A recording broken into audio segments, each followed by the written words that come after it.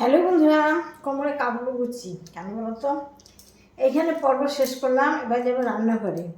তাই তোমাদেরকে জানাতে আসলাম শুভরাত্রি ও শুভেচ্ছা ও গুড নাইটের ভালোবাসা। আজকে যা সারাদিন করেছি সব কিছু সমাপ্ত ঘটিয়ে এখন আমি রান্নাঘরে চলে যাচ্ছি। এখানে শেষ তো আমাদের কোনোদিন শেষ নেই। মেয়েদের ঘরের, আমার ঘরের মেয়ে বউদের কোনো কাজের শেষ নেই।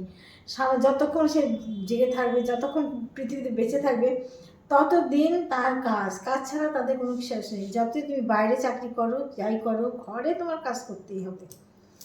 এত কিছু করে তাও সবার মুখ পাওয়া রাখা যায় না, না শ্বশুরবাড়ির মুখ, না বরের মুখ, না সন্তানের মুখ, ঠিক তো?